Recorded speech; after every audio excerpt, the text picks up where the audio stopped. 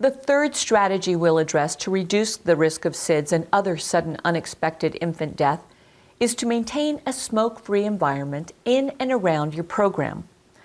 Both maternal smoking during pregnancy and secondhand smoke exposure have been identified as risk factors for SIDS. When mothers smoke during pregnancy, it increases the baby's risk for SIDS 3 times. Smoke exposure, in fact, is the most important risk factor for SIDS other than sleep position. Smoking cigarettes during pregnancy negatively affects the brain development of the unborn child. Maternal smoking also increases the chances of a baby being born prematurely and at a low birth weight. As we discussed earlier in the course, these are 2 other risk factors for SIDS. How many times have you worked with a family that included new siblings born after you began caring for the older children? Being clear about the importance of a smoke-free environment with all the families can help protect children from SIDS and other health concerns before they're even born. What about secondhand smoke exposure? Exposure to secondhand smoke puts babies at risk for developing many different health conditions, including asthma and SIDS. If a baby breathes secondhand smoke, there is a 2.5 times higher risk he or she will die of SIDS. We know that cigarette smoke contains ingredients that are harmful to adults and children. In addition, babies exposed to smoke do not wake up as easily as babies not exposed to smoke. And as we stated earlier, the mechanism for sleep arousal is one of the most prominent theories for the underlying cause of SIDS.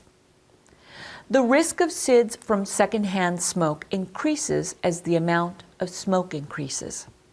This is another reason why creating a smoke-free childcare environment is so important. It is also a requirement for licensed childcare programs in the state of Texas.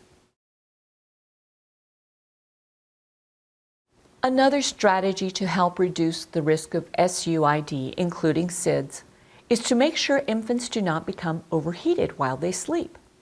The AAP recommends that infants be lightly clothed for sleep. The room in which infants sleep should be kept at a temperature that is comfortable for a lightly clothed adult. Finally, you should avoid overbundling infants while they sleep. They should not have red cheeks, be sweaty, or feel hot to the touch. Monitor babies frequently while they sleep so you can make adjustments to the temperature if necessary. The next strategy to create a safe sleep environment is to avoid commercial products that are marketed to reduce the risk of SIDS.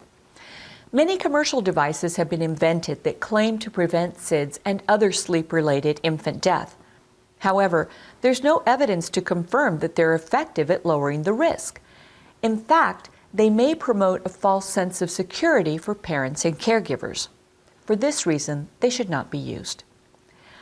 One specific category of products you might encounter that claims to reduce the risk of SIDS is respiratory and cardiac monitors that are designed to detect breathing and heart irregularities in infants. The AAP does not recommend using these products as a SIDS or SUID risk reduction strategy because there's no evidence to support the assertion that home monitoring devices actually decrease the incidence of SIDS. Instead of using devices to monitor infants, you should check on babies frequently while they sleep to ensure their breathing, body temperature, and skin color are normal. Another way you can help keep infants safe while they sleep is by supporting parents who want to breastfeed their babies. Many studies have found a link between breastfeeding and a lowered risk of SIDS. This is especially true when infants are exclusively breastfed during the first 4 months of life. Breastfed infants tend to be more easily aroused from sleep than formula-fed infants. The AAP suggests that this may explain the protective effect of breastfeeding on SIDS. The AAP and other groups, such as the Academy of Breastfeeding Medicine and the International Lactation Consultants Association, highly recommend that infants be breastfed because of the many benefits to infants and mothers. You can support breastfeeding mothers by making sure all staff members in your program are aware of the benefits of breastfeeding, including a reduced risk of SIDS. Ensuring all staff members in your program know how to handle expressed breast milk and understand the different needs of breastfed babies as compared to formula-fed babies. Letting mothers know that breastfeeding is good for them and their children. Storing the mother's expressed breast milk in a refrigerator at your child care facility. Feeding an infant his or her mother's expressed breast milk when the mother's not available.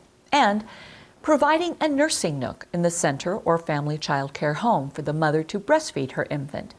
Ideally, this would be a location apart from the classroom and not in a restroom. Minimum standards in Texas require that all programs provide a comfortable place for mothers to breastfeed. Talk with your licensing representative if you have questions or would like suggestions on how to implement this requirement in your program. Working mothers who receive support from their child care providers are much more likely to continue breastfeeding as their baby grows. Please go to the following website for additional information on how you can support breastfeeding mothers, including training tools that program administrators can use to educate staff members on this important topic. The website appears on your screen.